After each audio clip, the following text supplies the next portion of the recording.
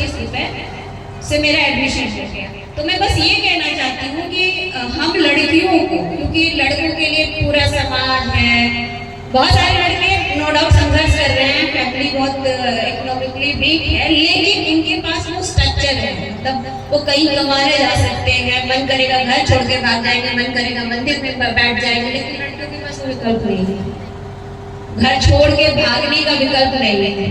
अगर वो भागती हैं तो या तो बदनाम होंगी, किसी के साथ भागी है, या फिर वो किसी के द्वारा भेजी गई है, कोठे में बिठा दी गई है।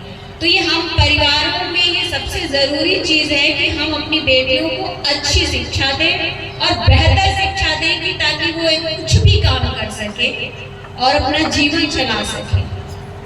और आगे मैं बोलूँगी कि उनको बाहर भेजे, यूनिवर्सिटियों में भेजे। लड़कों के लिए मैं कहना चाहती हूँ, क्योंकि लड़कों के पास एक प्लस पॉइंट है कि घर वाले उनकी हर बात का विश्वास करते हैं। तो कहते हैं कि मुझे पढ़ाई के लिए ऑनलाइन, मुझे मोबाइल चाहिए तो घर वाले दे देंगे, और वो ये रहा है कि बच्चे ऑनलाइन गेम में मतलब लाखों के कर्जे में जा रहे हैं। मेरे गांव में एक लड़का था, कोई 20 लाख रुपए ऑनलाइन गेमिंग में हारा, और उसके पास 50 डिसमिल जमीन थी, वो बेच के कर्ज दिया भी, कर्जा गया नहीं है। तो ये हालत है। और आज के हमारे देश के जिनको हम आइकन मानते हैं, वो आपको क्या प्रमोट करते हैं कि लूडो खेलो, गेम ऐप खेलो, मतलब पूरे देश को जुआड़ी बना दिया है। जिनको हम भारत रत्न की बात, तो ये कोई बड़ी बात नहीं। अगर पता चले हमारा पड़ोसी जो है बहुत बड़ा शराबी है और वो पूरे मोहल्ले को शराबी बना रहा है, तो उसको सरकार भारत रत्न दे देगी, भाई ये तो बहुत काम का आदमी है, इसमें कोई दो राय नहीं है। मतलब पता चले कि अगला शराबी हमारे देश का अगला भारत रत्न होगा, तो उसकी भी परिभाषा बदल गई है। तो हम ऑनलाइन गेमिंग और ये आईपीएल के पीछे पूरी यंग जनरेशन एकदम बर्बाद है।